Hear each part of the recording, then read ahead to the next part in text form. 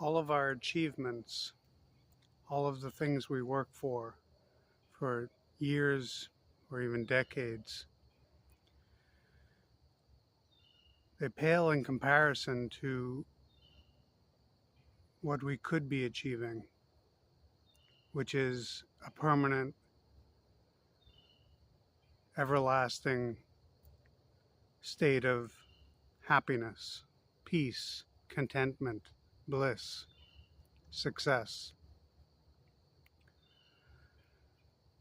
No matter what we study, no matter what we work on, no matter what we achieve in the physical world, there's more there's always more to be achieved. And you recognize this when you achieve some goal in life. You realize that you want something else. You want something more. You want to add to what you have. So it's never ending when you pursue the resources of the world, wealth, fame, power, whatever it may be.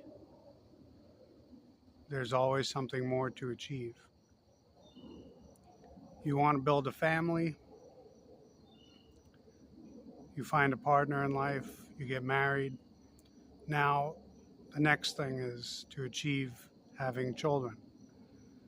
Once you achieve that, you want to raise them and have grandchildren. If you survive long enough, you want great-grandchildren and even great-great-grandchildren. So it's never ending.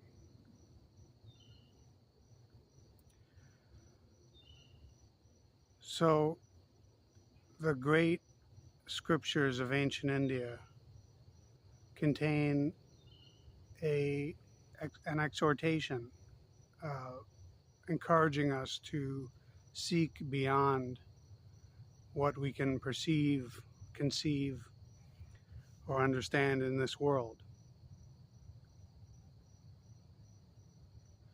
And it may not be simple or easy to do, but the rewards promised are absolute, are great.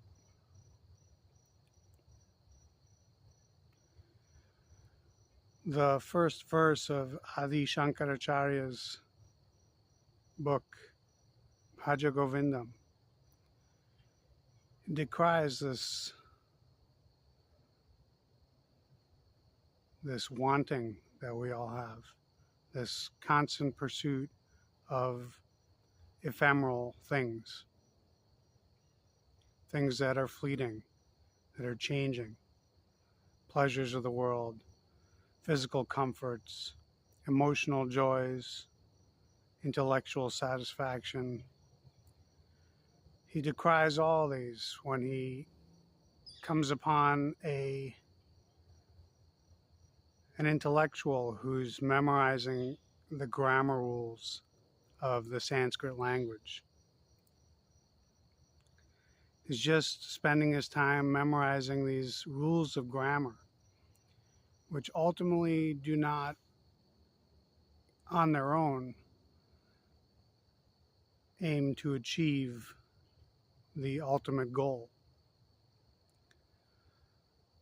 They may help in a pursuit to understand the rules of grammar, may help with understanding Sanskrit texts, but to spend all your time in the memorization of these grammar rules, we would understand it as a waste of time.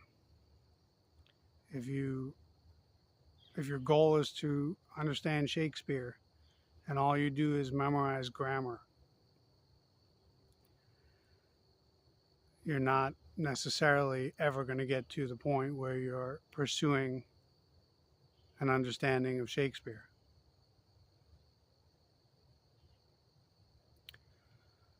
So the verse, it's chanted traditionally, so I'll do the chant and then try to explain. Bhaja Govindam, Bhaja Govindam, Govindam, Bhaja Mudamate. Samprapte sannihite kale, nahi nahi rakshati dukrin karane. So the first words, Bhaja Govindam, which is repeated. Bhaja Govindam, Bhaja Govindam, Govindam Bhaja Mudamate. Translates loosely to seek Govinda, seek the eternal. Seek the eternal. The eternal should be sought. Mudamate. Unwise, foolish person. All you're doing is memorizing these grammar rules when you could be pursuing something so much more fulfilling. Samprapte sannihite kale. When the appointed time comes to leave this world. Nahi nahi rakshati dukrin karane. These grammar rules, these rules of Sanskrit grammar, will not help you. They are temporary. They belong to this world. And so when you leave this world, you cannot take that with you.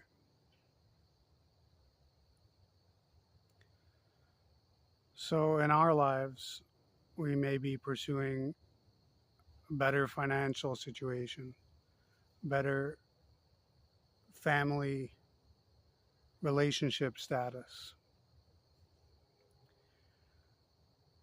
We may be trying to improve the community or whatever. But none of these will provide that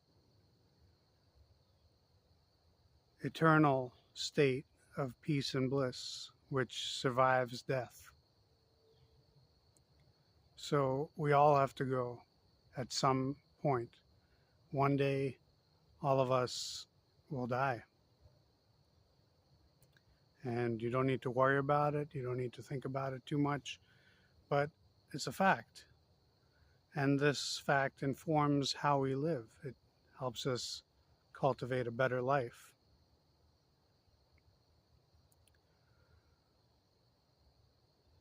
So when the appointed time of death comes, whenever your time is, what will you be able to take with you after death? You won't be able to take your money with you. You won't be able to take your family with you. You won't be able to take your community with you. What can you take with you? You can't take your business, you can't take your stocks, your houses, nothing. None of your resources can be taken with you. So if you believe that there's something that happens after we die, then it would be beneficial to look into what carries forward when we are no longer in this world. What continues, what persists after our departure.